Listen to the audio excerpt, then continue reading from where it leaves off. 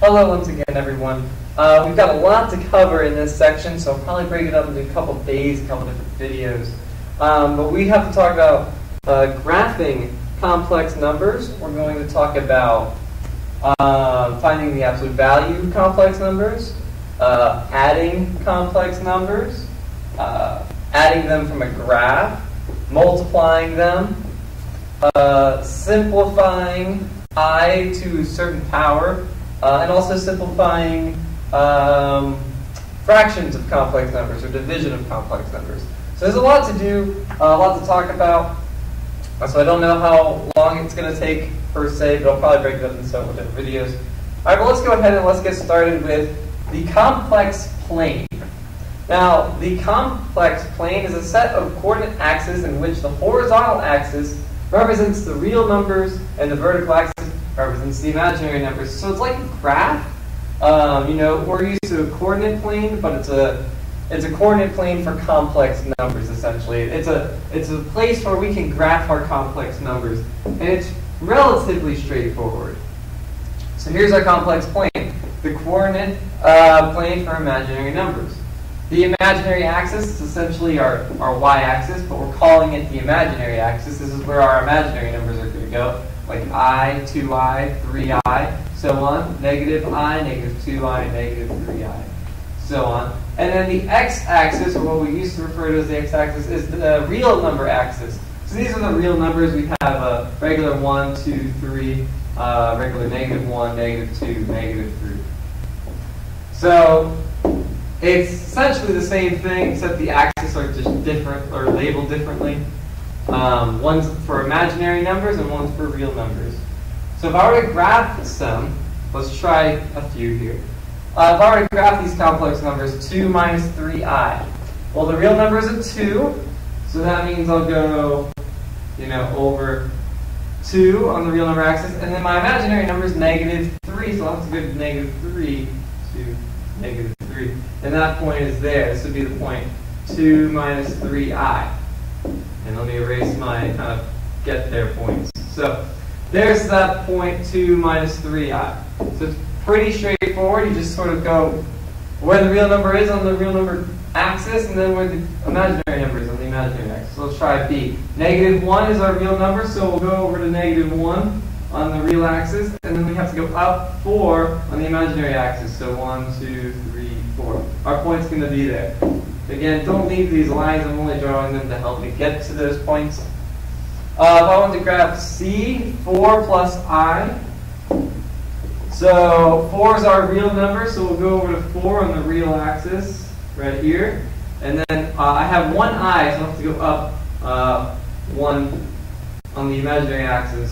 So there's my point for, 4 plus I. Let's go ahead and name the other one too. This was negative 1 plus 4i. And then the last one is negative I. So this can also be seen as 0 minus I. Essentially 0 real numbers. So we're not really moving from the center, but we go down to negative I, which will be right here. Alright, and of course I think these graphs show all those points. So let me erase mine. Or I guess I'll kind of see them show up. There you go. So there you have all those points that we just graphed. It's basically all there is to it when it comes to graphing these points. But now we're going to use somewhat of this information to help us find the absolute value of complex numbers. So the absolute value, if you can recall, is basically the distance from 0. Remember, on a regular number line, let me see if I have something for a regular number line. On a regular number line, this is 0, 1, 2, 3, 4, 5, negative 1, negative 2, negative 3, negative 4, negative 5. The absolute value, if I were to say of negative 4, I'm essentially asking when I write this, how far is negative 4 from 0? And you would say, oh, well, negative 4 is 0. It's 1, 2, 3, 4 units from 0. So we said the absolute value was 4. Right? And of course, we always said it was positive as well. The absolute value of, let's say, 3. Well, how far is 3 from 0? Well, 3 is here, and it's 1, 2, 3 units away from 0. So we said the absolute value of 3 is 3.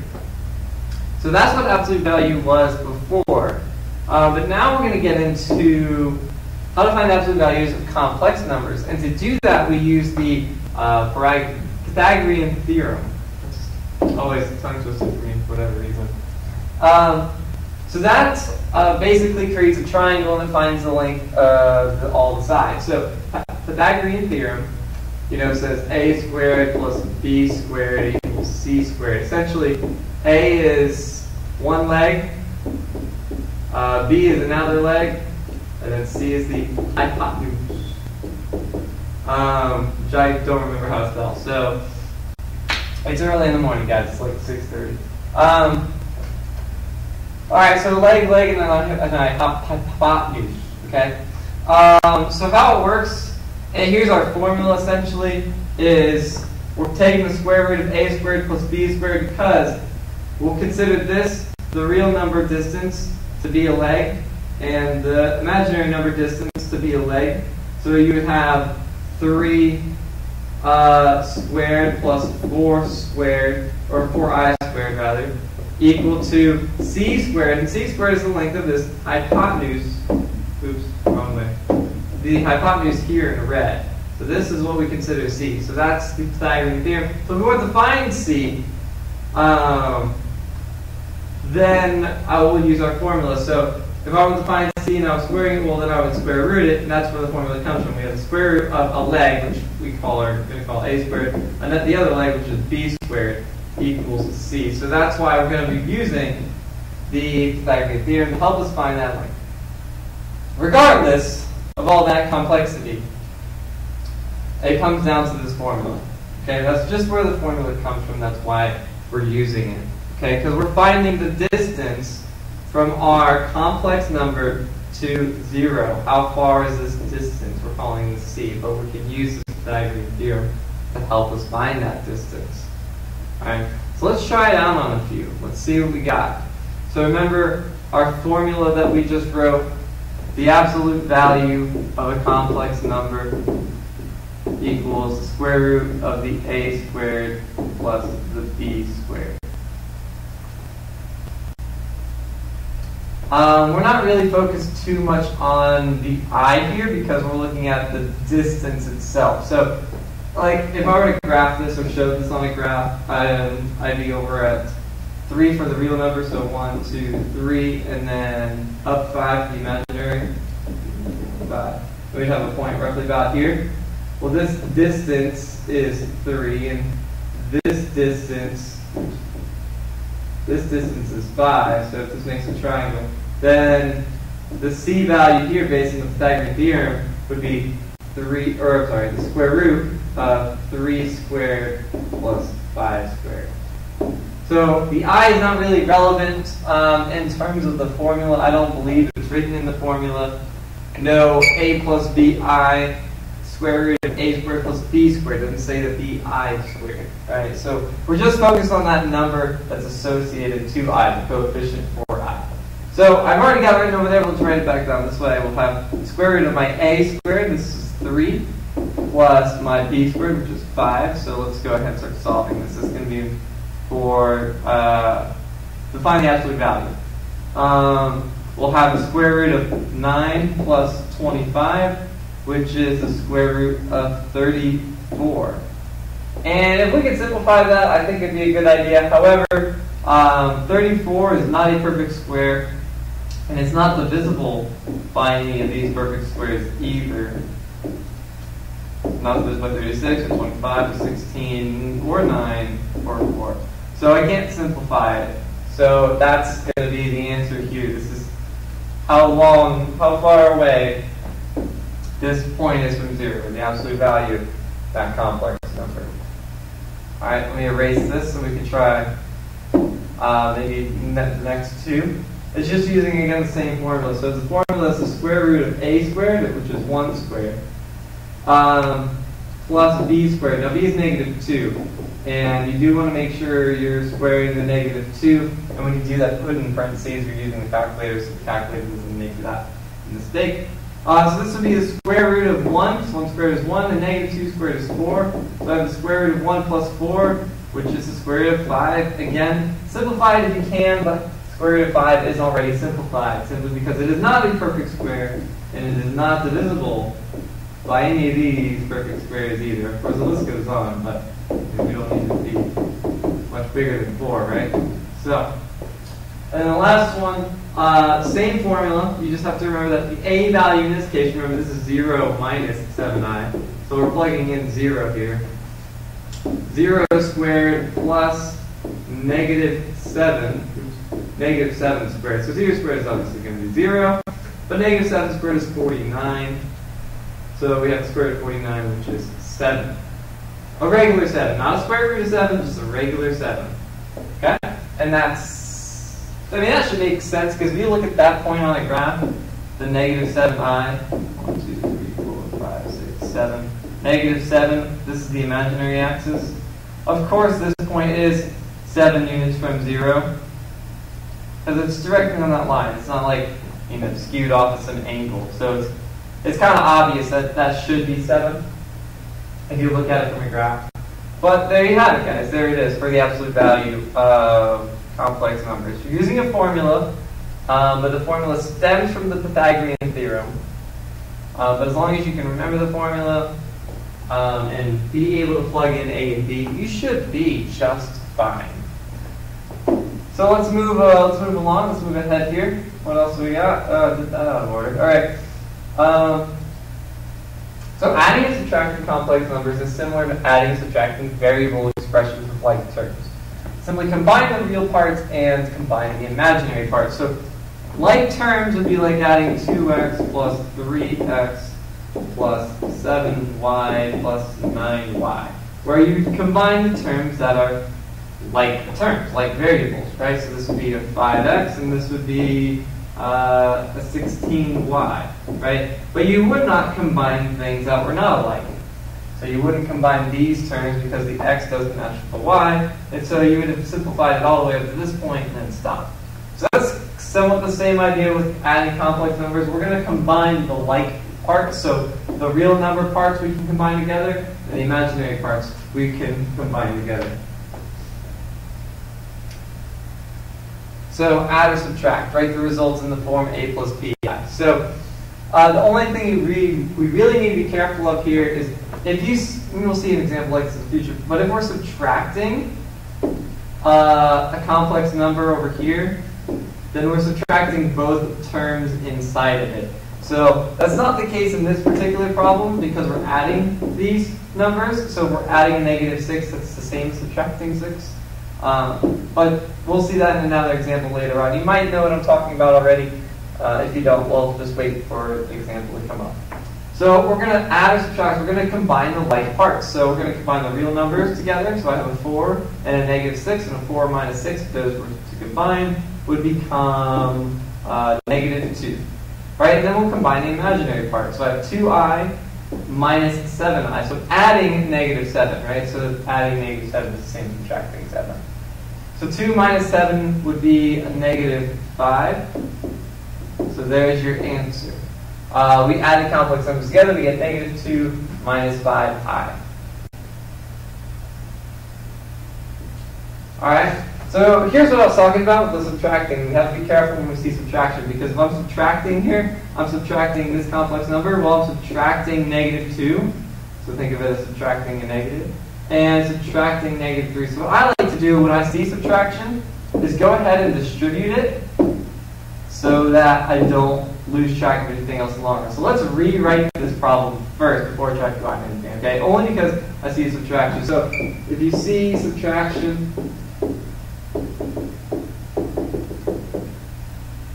distribute first, then combine. Distribute first, then combine. Okay, so let's do that. So let's distribute. This is considered to be negative 1, so let's distribute this negative 1. I'm going to leave the first group exactly the same. There's nothing really to distribute here. But a negative 1 times a negative 2 would become a positive 2. And a negative 1 times a negative 3 become a positive 3. So I've got a positive 2 really and a positive 3i really. So now let's combine this way. If I do this, then I can avoid making any mistakes.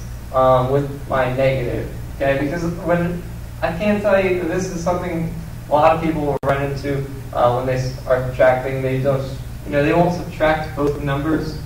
And if you distribute, then you won't have to worry about the subtracting at all. You can just focus on combining the terms. So let's combine our terms now. I got a 5 and I got a 2, which combine to make a 7.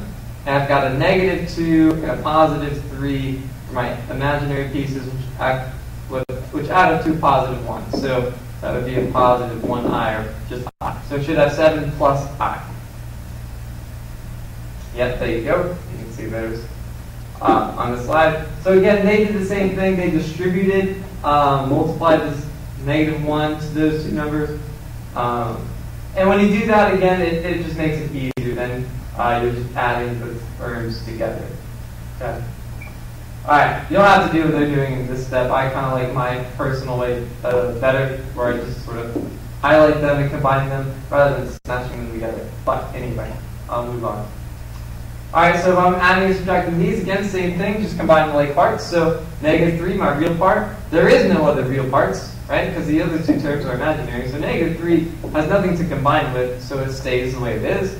And then I have these imaginary terms. So positive 5i, and I'm adding, so it's good here. Positive 5 and a negative 6, so 5 minus 6 would be a negative 1. Right, so negative 3 minus I should be my answer there. Yep. Now here, again, I'm subtracting. So before I do anything, let's distribute this and then combine. Okay, so when you see subtraction, distribute, and then combine. That way you can just avoid making mistakes. So the 2i, I'm leaving alone, obviously that's not going to be distributed at all. But it's negative 1. Negative 1 times 3 is going to become a negative 3. And negative 1 times 5 will become a negative 5 for the I term. Alright, there you go. Now combine it. So the only terms I can combine here are the imaginary ones. So I have a 2i and a negative 5i, which 2 minus 5 would be negative 3i. This real number didn't, I could have done this first, I probably should have, but it doesn't have anything to combine with, so I'm just bringing it down. Okay, so it'll be negative 3 brought down, and the I terms combined to be negative 3i. So negative 3 and negative 3i. Alright, so the last thing I think I'll talk about in this video is how we can add or subtract these through coordinate geometry. So adding and subtracting from looking at a graph. So you can do this the old-fashioned way, but sometimes, especially on the EOC, they're not going to write it out like this, where you can just combine your like terms and get your answer. Sometimes they're just going to show you this graph, and you've got it's going to say add, and it might not even have these points written down. We were lucky when they wrote them down, but we have to add them. Okay. So how do I do that from a graph? Well, let's just go ahead and look at where the answer is going to be, and we'll see how we get that. So if I were to add these terms together, I've got a 3 and a 2, which would make it 5, and a negative 1i and a positive 3, which would make positive 2i. So my answer should be this, okay? But let's look at the graph. So basically what's going to happen, what we're going to have to do, is just complete a parallelogram. So it's sort of like a game in which case, we have part of a parallelogram here in the red, and I've got to put a point on this graph where I would complete the parallelogram. So, look for where that point would be. So, if you put a point here, well, clearly that's not a parallelogram, right? So that's not where the answer would be. If you put a point here, which looks kind of good, but if you look carefully, and no, it's not really a parallelogram either. And I know I'm not perfect at drawing straight lines, but if you put a point here, right, that becomes a parallelogram. Right? Everything's equal, everything's good, it looks nice, and that's where our answer is. So where did I just put that point? Well, it's at 5 and 2i. So that's 5 plus 2i. Which we said was our answer, right? So it's kind of weird, it's kind of cool in a way too at the same time, because you can find the answer without actually having to add anything. You just simply put a point down on your graph, wherever that point would need to go to fulfill or complete a parallelogram, okay? Which is kind of neato. Neato burrito, all right? So I like that. I like that we can do that. So let's try it on the next one without looking at the problem itself. So just ignore this problem up here, okay? I'll come back and look at that in a minute. Also, let's ignore the fact that they've already written the points down here. Like we were just given these lines, okay? We were just given these lines and it told us to add them together. One thing you could do is, of course, just go ahead and find the point where your parallelogram is going to be. So, to try a few, sometimes it's pretty tricky because you do have to look carefully. What I usually look at is the slopes. So I notice that from this point to this point, from 0, 0 to this one down here, I'm going down 3 and over 1. So that should be the case if I go from this point. I should be going down 3 and over 1 as well. That way those two lines have the same exact slope, this one and this one. And of course, if they have the same slope, then they're parallel, right? So that's sort of what I do when I'm looking at these. I look for the slopes and I just sort of, hey, that's down 3 over 1. I'm going to go down 3 over 1. It's going to be exactly the same. You notice this one here in red, we're going up, how many? 1, 2, 3, 4. Up 4 and then right 3. So from this point, you could be going up 1, 2, 3, 4, and right 3. Of course, we end up in the same place. So I know I picked my answer. I know my answer is, what is this? 4 plus I. Alright? Because that's the point that completes the parallelogram. Another way of looking at it is, if you're not a fan of the graphing method like I've just done here, you can indeed just go ahead and find the points and add them together. So again, let's pretend that these weren't given to us. Well, if this was just given to you, it's just these lines, go ahead and figure out where this point is up here. Well, that point is at 3 and 4i, so I know it's 3 plus 4i. And this one would be at positive 1 and negative 3i. So then you could write them down and go, hey, you know what, 3 plus 4i plus 1 minus 3i, and add them together like we did previously, where you do 3 and 1 can combine to make 4, and 4i and negative 3i would combine to give you just 1i. So you get the same answer. Either way, there's many ways you could approach this. Whether you just find that point that completes a perfect parallelogram by paying attention to the slopes of those lines, or just writing down those points, the ones that you see on the graph, and adding them together the old-fashioned way. You can do however you want, okay? You're just adding these together, basically. But there is sort of a cool little visual trick to it. It's kind of neat in a way that it works the way it does, where it completes a parallelogram. But I'm letting you know that, all right? So you can see it on the future test and all that good stuff. All right, I think I'm going to cut it here, guys. This video's gone on long enough. The next one, we still have to, I think, multiply them. We have to simplify I to a certain power, and simplify fractions or division problems with complex numbers as well. So I will see you in part 2.